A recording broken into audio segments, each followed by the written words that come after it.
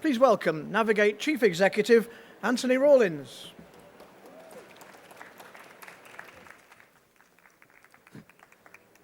Somebody just whooped me. That's a first. It's very kind. There we go. Hi, everyone. I'm Anthony. That's what we need to know. So, right, let's start with a little story. So I live on the edge of Dartmoor in Tavistock. It's a very, very wet place. And I've got 3 horrible little children. Horrible when they have to stay inside on their screens all day. It's just a nightmare for them. But 2 weeks ago, it's been raining non-stop. So I'm like, right, let's get out. We're going out. We're going out onto the moor. Come on, kick them outside. And we went over there. The conditions were awful. It was really, really rainy. It was drizzly, and they weren't happy about doing it, but tough, get out. And we went and hiked up the moor. There's my dog as well. He's not, look at him. He's getting splashed, poor guy. So we go and hike up. It's, as I said, challenging conditions, wet, a lot of rain coming down. Obviously, the middle child didn't wear the waterproofs like I told him to. Classic. But then what happened is we managed to make it up to the summit, and it was great. And from the top there, you get to look out wide into the distance. You look at the things that have gone before, the weather fronts that are coming in, and you could see that weather front there. You're supposed to be able to see 30 miles into Cornwall from that point, but you can see the weather, and it's like, uh-oh, we better get back to the car as fast as we possibly can. So we're like, right, where do we go? And we looked at it, and we went, okay, that route, or that route, or that route, and we just chose the right route and went as fast as we could. Get back to the car. Got back to the car. It was very wet by the end of it. Sat in there, and I was exhilarated. I thought, yeah, we did it. We got outside for an hour. You've not had your Bluey or whatever you've been watching. Good stuff. Success. Parent win. However, I got back into the car and went, guys, how was it? 0 out of 10. 2 out of 10. 4 out of 10. 4 out of 10 was the maximum I got. If I do any better in this conversation, I'll be grateful. What happened, though? We then went back home, okay? Got back. And the strangest thing happened. They didn't turn anything on. One of them went and built a Lego set. One of them went and built a den. And the other one went and wrote a short story. And I didn't know that they could write. So the point that I'm actually trying to make for you guys here is the challenge that they had to go through, the adversity, and the ability to see all of these things that are coming and plot the right route going forward. This is very metaphorical in terms of how we do things at Navig8, but also that challenge inspired that creativity straight after it. And I imagine many of you guys are going through challenging times in some way, whether it's recruitment, whether it's sales in general, whether it's increased operational costs, marketing costs, whatever. All these challenges, and our industry has suffered big time over the last few years. I mean, goodness me, what a perilous category of business to be in. But that challenge helps bring innovation, creativity with all of you. And I do look at examples of the tourism industry and think it's absolutely exceptional what people are doing. So I'm going to give you a few ideas of the things that are working at the moment. Now, Navig8 is a consultancy. We, simply put, we grow tourism brands, and we do this by growing their revenue, commercial marketing that really delivers growth. But it's not just about growth for us, it's about positive impact. We're very specific about who we work with. We want to make sure that the organizations also deliver a positive impact, either environmentally or societally as well. So these are the people we partner with. These are some of the clients that we've got. And our job is to inspire people to explore and protect our world. Many of you guys do this. This is the industry that does it. You take people places, you help them learn, you inspire them, you do all of this. So, what are the current challenges? First of all, like, who have we got in the room? Have we got any accommodation providers in the room? Can you put your hands up? Nobody in accommodation. We won't talk about that. Any visitor attractions? Any travel agents? Any tour operators? Any online travel agents? Anybody else? You know? No? Okay then. Right. Well, so listen, the current challenges that we've got in the industry at the moment are pretty straightforward. In terms of your visitors, guests, revenue, customers, bookers, how are they all doing? Are you back at your 2019 levels? Put your hands up if you're 100% at 2019 levels. All right, some good stuff. 90%? 80%? Are you all above your levels? All right, well, you're doing really well. You're doing a lot better than wider tourism industry. Have any of you got budgetary issues at the moment? Any budget challenges? So how many of you are experiencing budget pressure? A few of you, okay. Any of you, like increased costs? If you don't all put your hands up and say increased costs, you're just lying to me. I do feel that you'll be lying. I'll assume you're all experiencing higher costs. When it comes to the wider tourism industry or inbound tourism in the UK, numbers is back up to about 90 to 95% for a lot of the kind of destinations in terms of visitation. So those numbers are getting back to where we need. But all of these organisations are experiencing quite significant budget pressures. 78% of kind of heritage organisations and museums have issues, with 62% think it's going to get worse in terms of their costs and how they operate. That's going to have impact on your costs and what you might have to charge to customers. It's a real challenge. Now, let's have a look at the summit view though. Bigger picture, okay? Bigger picture, I'm sorry to say, but generally, leisure spend is in decline. Now, you might not believe me, but it is when we look at it over a decent period of time. When we look at leisure spend in general, over the last 10, 12 years, the yellow line, you can see it kind of pretty static. But then when we look at it over time, over 40 years, just after I was born over here, it's generally a downward trend. And there's some reasons for this, and this does affect the entire travel and tourism industry. Reasons: in-home entertainment, absolutely incredible now. Low-cost holidays, and this is for inbound specifically, but obviously you guys might be able to benefit significantly from that. But this is affecting domestic quite significantly. And then we've got these guys like the Avengers, you know, the greatest stories ever told, really.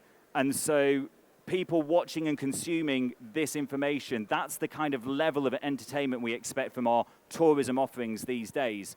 You know, I was speaking with the head of Disney's Imaginarium division a week ago, and they get something like 7,000 people an hour through Disney World in Florida, 7,000 people an hour through the doors. And many of these are for attractions that are telling stories that were made up. They're not museums or cathedrals or castles, real castles. They're like, well, look, that's the Avengers training camp over there. So this really does cause challenges for our industry as leisure and tourism and travel as a whole. Another challenge that I imagine all of you will experience is consumers have more choice now. They've just got more choice. They can go more places, they can do more things, they can travel with more companies.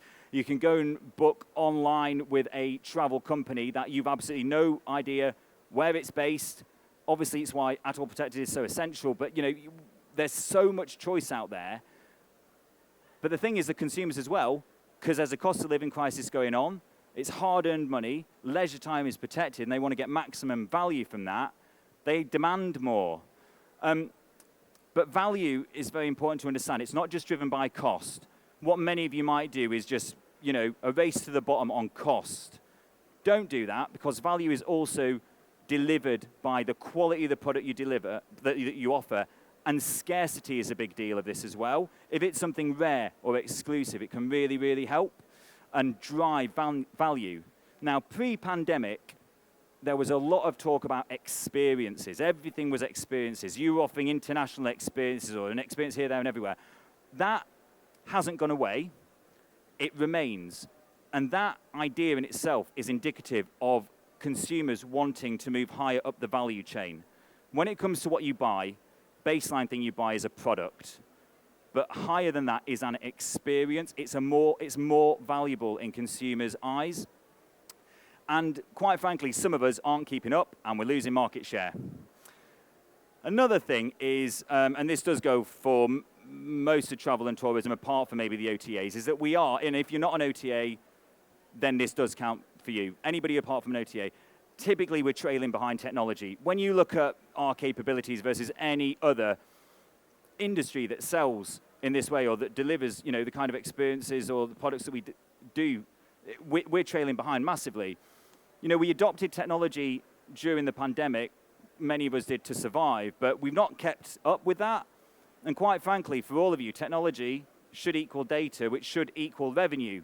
But I don't know if many people are able to see that straight line of actually using data to deliver revenue for yourselves. I'm a strong advocate of you guys with direct-to-consumer activities as well as obviously working with the travel agents around. But let's just think of how retailers, airlines, hotels use customer data for upselling this, for personalizing that. How many of us really do that? But that is, without question, the future for how you can grow revenue. And it's also aligned with consumer expectations. They expect to be able to tick that, add this, do that as well. Another point I'd like to make is that cause is also really important. And in my opinion, it's the new brand. See, the primary differentiator between somebody, organizing a group tour to this location or that location or this destination, it will be your name. It might be your customer service. Many of you say, oh, well, it's our customer service. That's our USP, or it's this or that or the other. But quite frankly, to many consumers, they can all blend. And what we're finding is those that have a cause behind their organization that delivers a positive impact, they do really benefit. One example, I work with, there's a holiday cottage company with about 300 holiday cottages in Cornwall. And I spoke to them and said, well, how do you, what do you offer that's different against Sykes or this or that or the other? And it was a similar offering, to be candid with you. But then I said, listen, what do you do that has greater impact? And went, well, we support this marine charity over here, actually. We help them, we help the Coast Guard, we support RNLI, we do this, we encourage people to go and do nature walks when they visit, la, la, la, la. All these things show that this is about cause, and it shows that there's a much more depth to the individuals that run the businesses and to maybe what you're doing yourselves. What I would suggest is if you don't do something that is bigger than just making money, please do. Please consider that. And if you do, which I imagine many of you will, then you need to talk about it a bit more and you need to show people, because those are the things you care about, and it's your brand. It's the next brand. Now, at the moment, sustainability is not a deal breaker, but it is a tiebreaker. If you've got two options, hotel or flights, same price, but one's sustainable, one isn't, you're going to go with a sustainable option, more than likely, unless you're mad. Now, on the other hand, though, if it's a cost issue, you probably won't. At the moment, it's a tiebreaker, but it is going towards being a deal breaker, okay? One of my brother works for a very, very big defense company, and bear with me on this, essentially selling defense technology, right? UK-based, don't worry. Now, a few years ago, when it comes to sustainability or ESG credentials, in government tendering processes for that, 10% of this £1 billion contract and things that he works on was allocated towards ESG and sustainability credentials. Now it's 20% of government weighting on these tenders for defence are about the environmental and sustainability credentials. And that's government money, which is indicative often of public perception. What I'm saying is that I think you need to be looking at cause quite seriously. Consumers are using their purchasing power to support causes. If you align yourself with one, you will be able to help there as well. And you're doing very, very good things as well by supporting those causes. So these are a few of the kind of top line pieces that we need to consider. I'm doing all right, actually. The best ways forward. Well, I suppose what I'd like to talk to you guys about is growing revenue. And these are the 5 ways that I think you probably need to be looking at growing revenue. You need to diversify revenue, innovate, look at technology, rarity, and again, cause. So in terms of diversifying revenue, whilst these are looking at kind of tourism providers, many of the hoteliers, attractions and destinations around, there's relevance for your own organizations in many of these, okay? Now, you can take the products you've got and add on top of them. So food and drink, for example, an all-weather play. Actually, all-weather play is very, very good for destinations at the moment because it's receiving a lot of capital investment and it enlarges what the offering is overall. But food and drink add-ons for places are actually working quite well. So an aquarium in Plymouth, their dining experiences there actually do remarkably well in terms of growing and driving revenue for them. But for your own organizations, when you work with many of these places, you can find out some of these expanded offerings that they have and that they deliver to provide more uniqueness and to grow your own activities and revenue and the things that you can offer them. Festivals as well are apparently a very, very big thing in terms of growing at the moment. So when you're looking at travel or tour or taking people to these places, festivals are actually quite an important thing that people are looking to do because it ticks that experience box. So when they're traveling, if you can align some of that with what you do, that will be helpful. When it comes to e-com, I mean, e-commerce and online sales, how many of you do take sales online? Can you put your hands up? And is that like direct to consumer sales online? Okay, great. So again, I'm sure everybody that's put their hand up here is absolutely a star at it. So I'm not going to be offending anybody in this room, but everybody else out there is pretty bad at it. And even when it comes to just a simple shop on their website to sell retail products, they're not the best.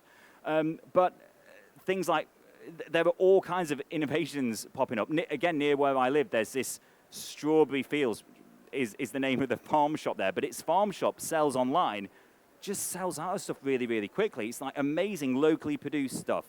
There's this group in Tavistock where there's just this farmer that just puts boxes of meat on sale, and he says, I've got this box of meat, it's 200 quid, sells 20 of them, and that's it. He tells you what's in it, and it's done. This farmer in Tavistock has got his e-com strategy absolutely nailed, and there's no reason why we can't do it here. The other thing as well is to almost think a little bit more and be a bit more influencer. Now, you will have customers, and you've got customers, and you've got data from those customers, and you can build and build and build those audiences. The fact is that as you grow that, you are an influencer for those people. You are guiding them, and you have absolute authority in specific areas of your business. Without a doubt, you will all be really, really good at something that you can be influential and talk about. Now, what you should be doing is trying to drive that up more and talk a bit more about your area of true specialism and just broadcast this from a kind of influencer-based approach. Do tell stories about what you guys are world-class at, because every one of you, there will be an aspect of your business that you are brilliant at, and you should drive that forward. Another aspect of this is innovate your offering. So when I say innovate your offering, again, I'm going to go back to e-commerce for a minute, but when we look at kind of basket value strategies for airlines or car hire, it really is very, very clever and massively grows the amount that people spend. There's absolutely no reason why any business here can't be doing that as well. What's the core offering? What are the peripheral products you can add next to it with tick boxes? A little bit of investment in some technology that lets people add that will, again, grow your revenue from the same customer base, actually, but you're just showing them some of the things that they're doing. Interestingly, when it comes to theatre seats, this was about a minimum viable product, actually, but there's an idea generally when it comes to our places that people almost don't want to pay the same level for things. Imagine if you're at a theatre and you've got one level of seats and another and another and another. My question to you would, what could your business look like with 3 or 4 different consumer offerings, 3 or 4 different levels? Now, I know that might feel quite challenging to consider, well, what the heck do you mean? And I know you might think, well, we're doing this by starring of hotel or accommodation or value of experience, but there is a way you can package a kind of level 1, 2, and 3 for the consumer offering. Now, we're used to doing this in other areas, but we're not necessarily used to doing it for your businesses, per se. And the final piece was higher value experiences. So I was speaking with a gentleman just before for lunch who told me that he was organizing a group, well, he's organized group travel experiences, and it was the best thing I think I've ever heard. Well, it's the best thing I've heard all week. Told me that the last group he took was 30 people traveling across 4 countries to specifically look at pigeon-related activity. So it was a pigeon farm here, or a pigeon festival there, or a pigeon event there. Literally, 30 people. Really exclusive. But the quality of that experience, the specificity, that's what delivers value. And when we say you should be developing high-value experiences, whilst the majority of the people in the UK are experiencing cost of living crisis, there is this upper echelon of revenue and wealth that is moderately unscathed. They're the ones buying the most expensive theatre tickets, which, by the way, are selling out the fastest, more than any of the others. there's a grouping of revenue that you might want to think about creating a higher value lever that can tap into an audience that, quite frankly, hasn't reduced during the last few years. It is stable or growing. I think I've talked enough about technology, but if you are doing direct-to-consumer sales and activity, then if you're not doing digital advertising, I can't possibly fathom why, because it's a direct ROI for sales. So first of all, please shore up this offering, because it is the easiest way of you generating direct sales. You might be doing PR, print, TV on demand, digital advertising, Google, Meta, easy. We sell millions and millions and millions of pounds of travel and tourism a year through this. It's very, very straightforward. The other thing is optimizing your digital assets, websites, tracking. The biggest issue we have when we work with organizations is the tracking. They click there from this ad, and then they go and book. Knowing that straight line of, well, this costs that much, and they spent £2,000 over here, that tracking is often not implemented across many of the organizations in this industry we speak to. So we have to go in there with a full construction team and say, right, here's the tracking, it's set up now and it's there. So that the decision makers, the CEOs and the MDs don't go, why are you doing more marketing? It doesn't bring us revenue. It's like, that's ridiculous. That's the only thing it should be doing for you, is bringing you revenue. Otherwise, you shouldn't be doing it. And if you can't see that it's doing it, don't do it. Or make sure you can see. Oh yeah, and maybe don't delay. I would recommend you just do those things straight away. The other thing is technology for storytelling. Now, in this industry that we work in, we're quite lucky because we've often got very nice stories to tell. There are many industries that don't have great stories to tell, and I've not been allowed to make a comment about the video that was on before this. I was banned from doing it, so I won't. But there are really good ways of telling stories, right? And there are not good ways of telling stories. But when you just go and look at the influencer landscape, or just the social media landscape, the amount of content out there that is so top quality, delivered by younger people, at absolute digital natives. So I'll be there looking at TikTok going, I have no idea how to do anything like that. Whereas you'll find a younger person, or younger than me, will look at it and go, oh, yeah, boom, boom, boom, there you go. What does this look like? That's incredible. It's one of the most amazing, creative, engaging things I've ever seen. I'm going to tell you a story about that one because it's fun. My wife the other day came up to me and said, look at this. And it was, I think she's called Diana the Spider Lady or something. Anyway, she's on Instagram. And she was an arachnophobic. And she started making videos because she bought a little jumping spider. And she started making just cute little anthropomorphic videos of this jumping spider going, oh, isn't it cute? Isn't it lovely? And she's made about 250 of these videos, right? Her videos get 900,000 views each time and 157,000 shares from a woman with a little jumping spider as a pet.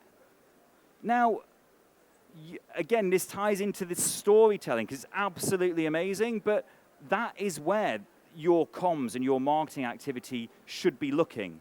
What stories can you tell there? How can you tell them in an engaging way? You've got to understand the new storytelling and short-form content approaches, and once you've got that, actually you have a global audience that you can communicate this to. Final point I'd like to make again is just being a cause, because it will really help your business and because it helps the cause. And I would like to put it helps the cause first, but we're in business, it's commercial, and it's important to make sure we look after our business. But this can do both. Chester Zoo, during the pandemic, had to close its doors, as you might know. When it closed, it managed to raise £1.8 million from people just donating to keep the animals warm. Not visiting, 1.8 million. Based exclusively on its cause. The thing is, though, the zoos and aquariums in this country aren't as great as they can be at communicating that cause, exemplified by data that's come through them, where we looked at the kind of content, a study was done that looked at the kind of content that they communicate via their channels, and whilst 73% of it was about recreation and, oh, come and have fun, you know, let's go and tickle a lemur or something, the other bit, on the other hand, only 13% of it was talking about conservation or research or the cause that they did. And so even in these genuine conservation organizations that are tourism businesses, that we're not doing it enough, is my point here. Again, by having a cause, by being positive with the business that you run, it will help reinforce your retail if you sell product online, your retail and your influencer strategies. And do you know what? There's also opportunities to access wider funding opportunities as well. So I'm speaking with a number of people that have like various landed or individuals that have big estates, and there's ways of then generating revenue by wildflower meadow creation, government support, etc. There are initiatives out there to help this kind of activity. Again, might not be massively relevant for yourselves in some aspects, but access for certain audiences or groups to what you offer could be a funding route as well. So just bear these things in mind. Oh, there we go. We actually got some time for questions, I think. Have we got? Anyway, that was it for now. Any questions that you like, please do ask. And So, round of applause, cool, please, thank then, you. for Anthony. Thank you very much indeed.